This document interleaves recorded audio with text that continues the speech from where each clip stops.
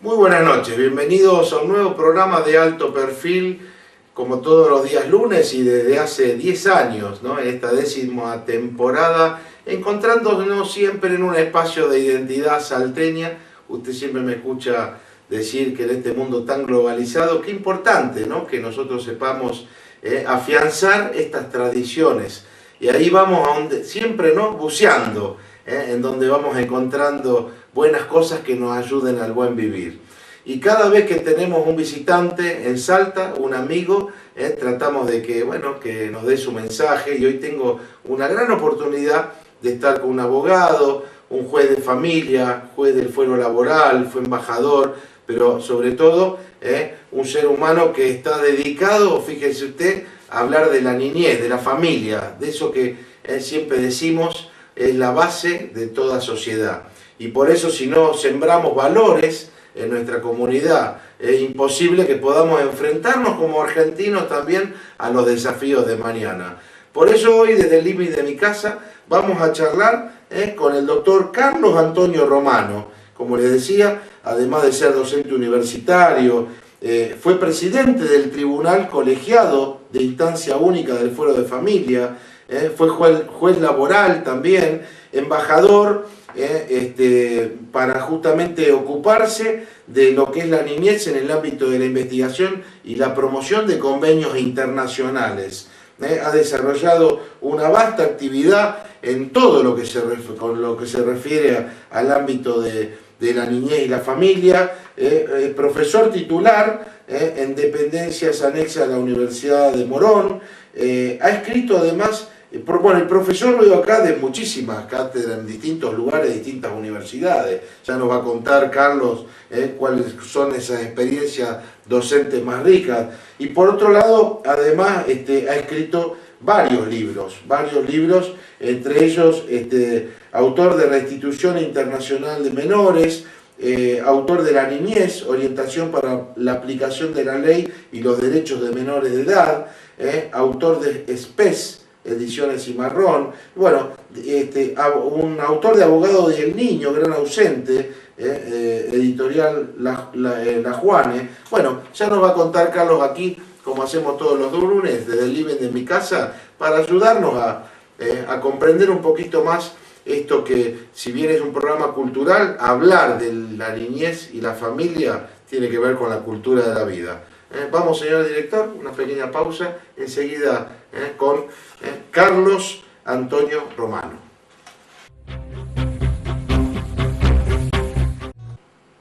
Y ahora sí, bueno, Carlos, muy buenas noches, bienvenido a Alto Perfil, muchas gracias por estar aquí. Buenas noches, un placer para mí de acompañarte.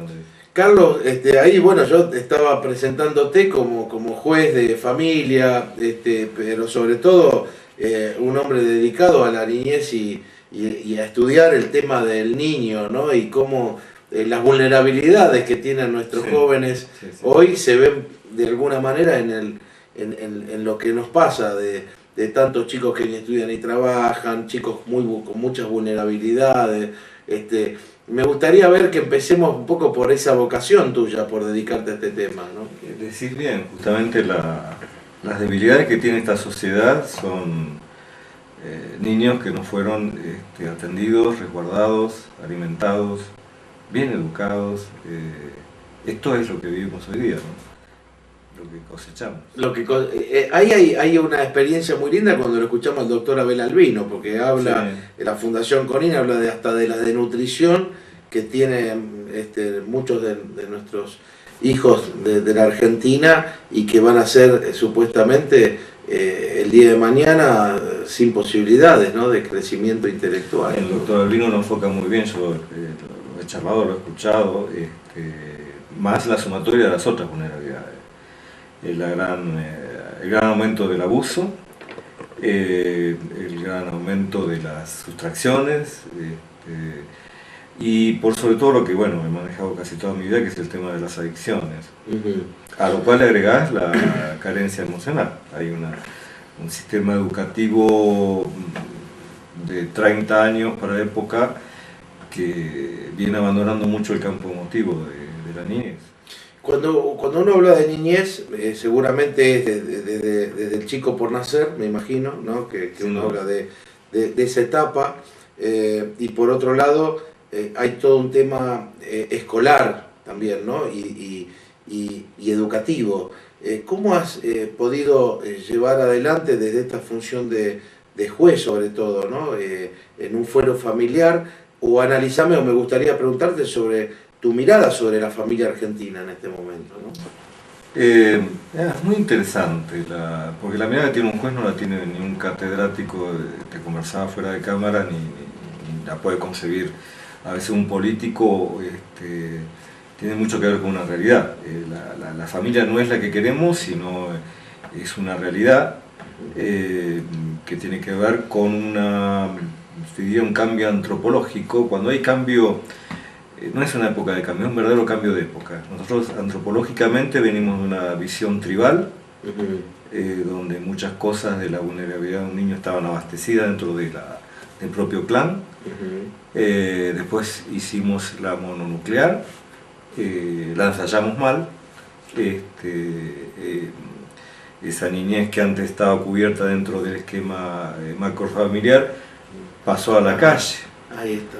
Y el Estado, cuando se ocupa de eso, se ocupa mal. Es toda la etapa del patronato. Y ahora hay un concepto de querer volver a la atención del chico desde otra órbita, pero te encontrás con un contexto familiar que no es el clan, que se ha ido desabasteciendo, achicando, y que no ha aceptado su propia realidad, que ya no es otra que la filiación biológica no es la única concebida ni representativa de lo familiar. Qué increíble eso, porque fíjate vos que, como bien vos decís, uno tenía una idea, ¿no?, de familia, como clan, donde aparte convivían abuelos, ¿no?, hijos, nietos. Era una estructura casi, diríamos, muy sólida en ese aspecto. Durante muchos años, quizá hasta mi generación se educó en esa concepción. Hubo una bisagra, algo que hizo que hoy los tiempos modernos, la globalización o lo que sea, haya cambiado el tipo de estructura familiar. Sí, y no lo vemos. O vemos lo que el Facebook que te comentaba nos deja ver. Es decir, esa estructura sólida está muy marcada por la figura paterna, la figura materna, la figura del abuelo, con una perfecta identidad. Lo que hoy ve un juez cuando está en contacto con la crisis es no solamente un esquema de familia desmembrada, que no viene al caso, sino lo que ve es la obligación de abuelos de cumplir la función de padres que son como hermanos de chicos, y en todo esto hay una desnaturalización de las funciones. El abuelo que hace de papá es un chico que perdió a un abuelo. Sí, es decir, qué buena esa palabra, desnaturalización de las funciones. Me parece brillante, porque estamos en esa época donde se ha desnaturalizado las funciones, pero además se ha desnaturalizado, te diría, Carlos, ese derecho natural que de alguna manera nos regía, pasó a cumplir ese rol la cultura, ¿no? Entonces es como que lo cultural está por sobre lo natural. Puede ser, sí, hay un desfasaje histórico con respecto al derecho natural, pero se dan todos los órdenes. Esto es muy específico y te estoy hablando de un alejamiento de las identidades para las cuales uno está preparado, que es lo que en definitiva te estresa y es lo que genera desde la exigencia los problemas psiquiátricos de la época, que son justamente pánico, que un chico tenga pánico, es decir, fíjate, que un juez se encuentre con chicos en pánico, cuando es una problemática psicológica que históricamente estaba en los adultos. En los adultos. ¿Qué pasa entonces? Claro, ¿por qué un chico tiene pánico? ¿Y por qué un chico tiene estrés? Sí, es decir, obviamente no hay una pérdida de identidad, una carencia de objetivos, un alejamiento de los valores, de lo espiritual, que no la estamos sabiendo manejar. ¿Eso qué pasó? Hay una ausencia, por ejemplo, hay una ausencia de escuela quizá pueda ser que hay una ausencia de escuela, hay una ausencia de un Estado que tenga que perdió la mirada de lo que es el bien común, hay una ausencia de dirigentes, falsos liderazgos, es la televisión y las subculturas que aparecen, que lo invaden todo. El Estado es un gran prometedor de cosas que no tiene. Es decir, acá hay un empequeñecimiento del Estado, ese Estado gendarme, subsidiario, no, el Estado se empequeñeció. Al hacerse lo más pequeño, evidentemente no tiene recursos. Y lo peor de todo es que está obligado a sostener la amalgama de derechos que con verdad se fueron largando al punto de la historia. Luego tenés casi 50 años trabajando en declamación de derechos y nunca darle garantía de ejecución. Entonces, claro, el cuerpo político, oficialismo, oposición, tiene que ir detrás de ese contexto real. Ese es otro concepto, garantía de ejecución. Y obvio. Que si no hay garantía de ejecución es como que las cosas no se cumplen, ¿no? Entonces, cuando te lo vienen reclamando, vos no podés contestar, qué bárbaro, sí, es su derecho. ¿Y su derecho es qué? Se queda con la gente esperando. Entonces, bueno, esa construcción social es casi, te diría, perversa para el común. Esa construcción social o desconstrucción capaz, ¿no? Porque en lugar de haber construido una sociedad, estaríamos hablando de cosas para adelante. Está tocando una palabra. Es decir, una cosa es desconstrucción, sí, que creo que es lo que realmente hubo, y otra cosa es deconstruir. Deconstruir es un término casi te diría filosófico que arranca en términos arquitectónicos y tiene que ver cuando vos aprovechás los cimientos de una casa, pero las paredes no te sirven. Tirás la casa, aprovechás los cimientos y levantás paredes sólidas. Nosotros tenemos que deconstruir a este Estado, porque es un gran farsante. Pero lo peor de todo, es un gran farsante aún para el que lo quiere llevar adelante. Pero tiene nombre y apellido, porque en realidad este gran Estado, que en definitiva, que fuera de cámara hablábamos de Sampaio, decía que el Estado era un obrar mancomunado, digamos, porque uno se puede sentir Estado en la medida que también somos parte de esa búsqueda, ¿no? del bien común, y por eso vivimos también en sociedad.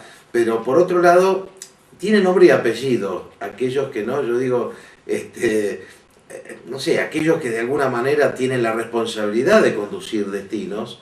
Por eso el gobierno viene de gobernar, de conducir la nave. ¿A dónde llegó la nave? ¿No? ¿De dónde estamos? Tal cual, lo que pasa es que ahora, desde este rincón del mostrador que viví como juez, vos ves que también hay un esfuerzo del otro. Mucha gente que pasa por espíritu de servicio a cumplir funciones del Estado, un Estado dentro de la salud, de la educación o de la seguridad. Muy buena gente, pero ¿qué ocurre? ¿Qué pasa si te dicen no tengo? Claro. Primero, entra en conflicto con toda la estructura y amalgama de obsecuencias y rindes a la mediocridad para escalar, porque es un Estado construido para que los mediocres suban y los inteligentes y capacitados se queden ahí parados. Pero no solamente eso, es un Estado que puede hasta generar pánico. Entonces, la única manera es sincerar esto que te comento a la comunidad y empoderarla. Empoderar a la comunidad. Totalmente reaprovechar. ¿Qué tema ese? Vamos a hablar en el próximo bloque, vamos a ver algunos de nuestros auspiciantes, y en el siguiente bloque vamos a seguir hablando con Carlos Romano, juez de familia muchos años, un hombre dedicado justamente a estos temas que tienen que ver con la niñez, con la adolescencia y esa mirada del otro lado del mostrador, ¿no? Ante los problemas que tiene la familia de hoy. Enseguida regresamos con más Alto Perfil.